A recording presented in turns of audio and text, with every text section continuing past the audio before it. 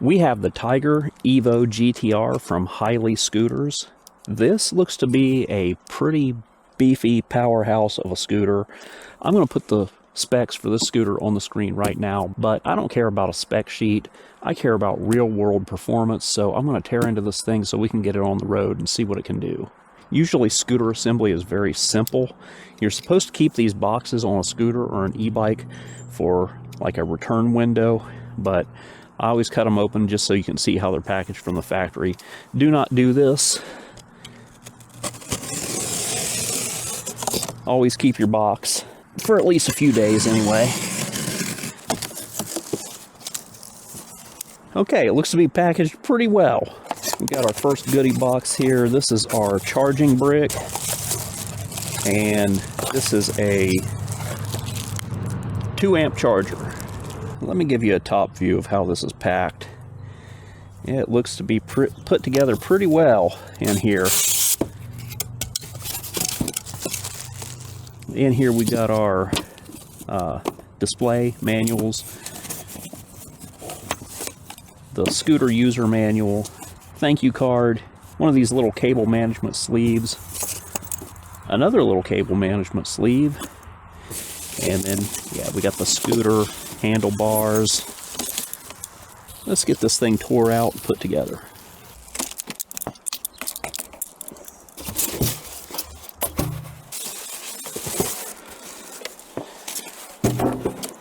Alright, well that was really easy. I just had to get the scooter out of the box, put on the handlebars, plug this cable in, and with that, she's ready to ride. Alright, here we go on the Hiley Tiger Evo GTRS. It's got a bunch of names. I hope I got that right. But we are making our way over to the trail right now, and we got to use the road to get there, so I think I need to go a little bit faster than level 1. Here's level 2. Level 3.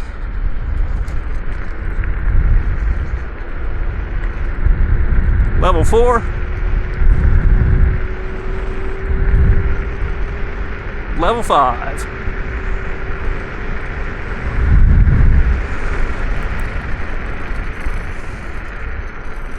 Alright, now that we're on the trail, I can get a little bit better feel for what this scooter can do. We are going to start off again in level 1 and see how fast the scooter can get up to in level 1.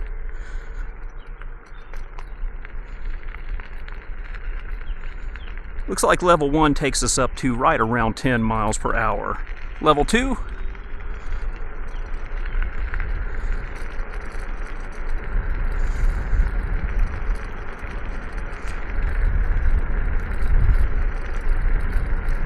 Level 2 seems to be capped out at about 17 miles per hour. Level 3. Level 3 kicks in pretty good.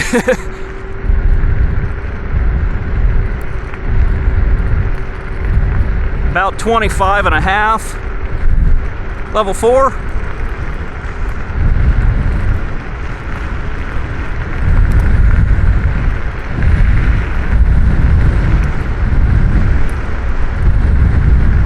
About 29.8. Level 5. Level 5.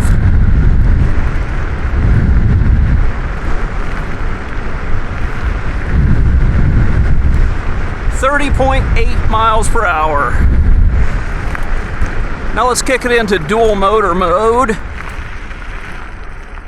Long press of the plus button turns on dual motor mode. So here we go. Let's go back down into 1 to start because I don't ride scooters all that often.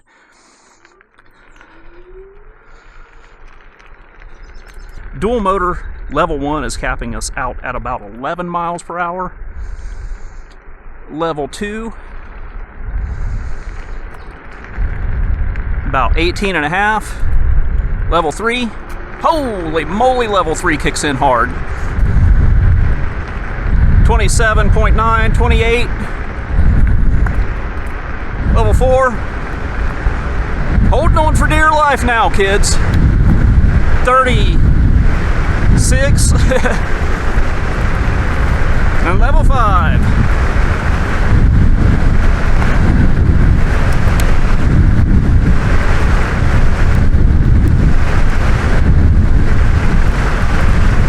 Just under 42. Just under 42 with a mouthful of mosquitoes, and that's fast enough for me.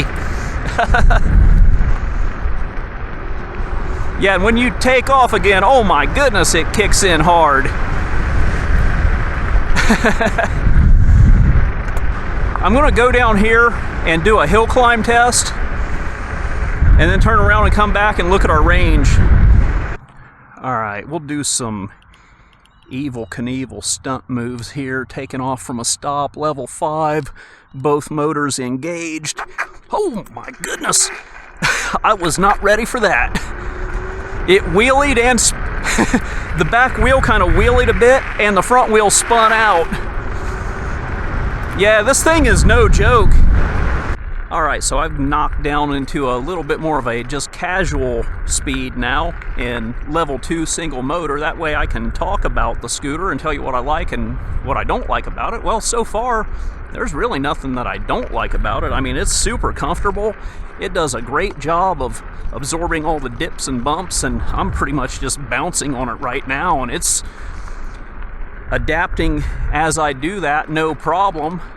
I'm going to try to make it down here. There's a road with a hill. I'm going to do a massive hill climb down here. When you take off in level 5 with both motors engaged, boy, it takes off hard. So for the casual rider, this is not for you. For that little bit of dual motor level 5 riding that I did, it did drain the battery pretty fast. But I'm cruising along in level 2 now, and now it just kind of seems to be sipping from that 22.5 amp hour battery. So if you're going to ride casual, I say casual at 17 miles per hour, but if you're going to ride this thing in a more conservative manner, you're going to get a lot more battery life out of it. If you engage both motors and give it the go juice to get up to like over 40 miles per hour, it's going to drain that battery pretty quick, but that's how all electric vehicles are. I'm just impressed that this scooter has a 22.5 amp hour battery. Most scooters that I've tested don't have anywhere near that big of a battery. I think the biggest one I've tested before had like a 48 volt 15 amp hour battery. With me being 5'10", this neck is the perfect height for me, so it's a very comfortable ride for my height. The scooter is carrying me around like I'm just a piece of paper. It's got plenty of power. It's a 52 volt system, and like I said, a 22.5 amp hour battery. I don't remember the exact specs on the controller, but I'll throw the wattage output on the screen right here. I'm not the kind of guy who really cares about numbers, because a lot of the times with electric vehicles, numbers get fudged on the paper. I care about real world performance, and buddy, this thing has got it. All right, so I took a picture of the hill we're gonna go up just to show you exactly how steep that is, what we're dealing with. Oh my God, I'd taken off in level 5 dual motor to climb this hill up here, and every time I take off in level 5, it wheelies. It's got a crazy amount of power. All right, we are at the base of this hill now. So I'm gonna do a hill climb test with both motors engaged, and we're gonna see how fast it goes up this hill. And I hate riding this thing out here on country roads with country traffic. So we're gonna do this fast.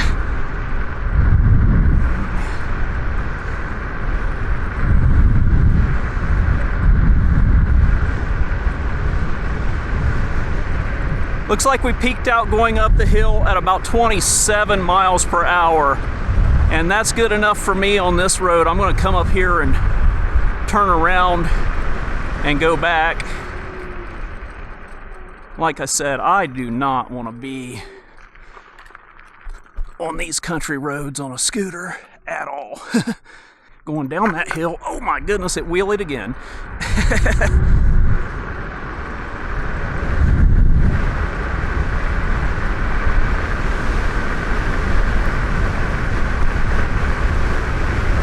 Here we go, downhill advantage.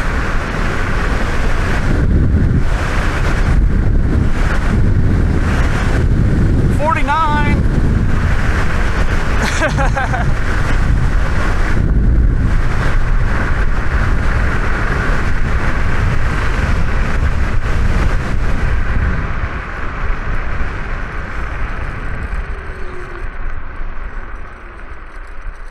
Yeah, we hit 49 there. That was with a downhill advantage, but my goodness, this thing just rips up and down those hills.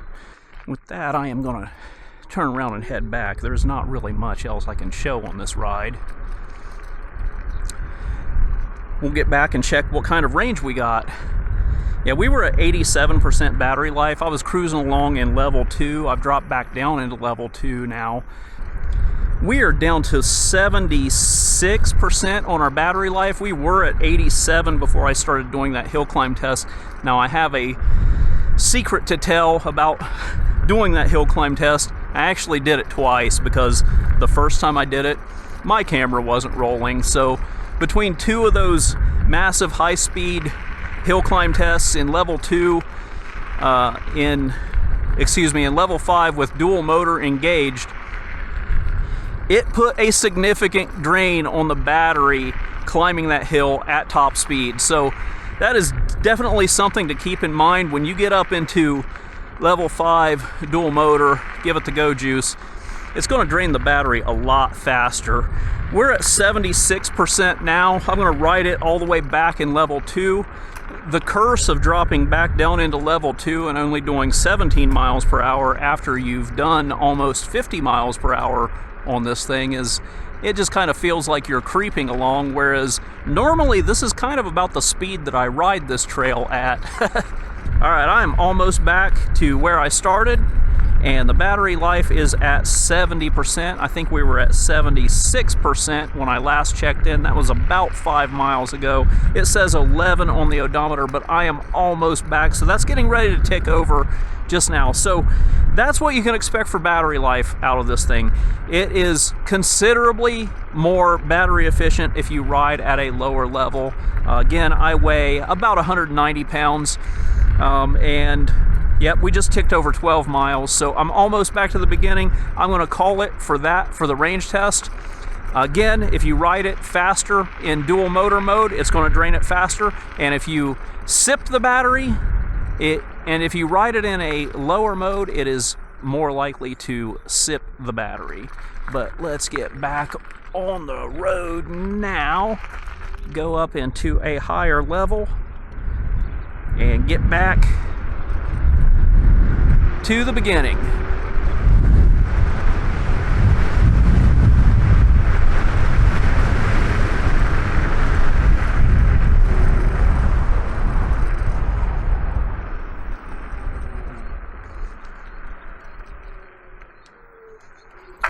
Holy moly! Every time I take off at wheelies, and every time I am not ready for it. But that's enough for the ride. We're going to do a walk around now, so I will roll that beautiful bean footage right here. To unlock this scooter's full speed, you will need to double tap the M button, then hit the plus button to go to A05. Hit the M button again, enter the password, the default is 1111.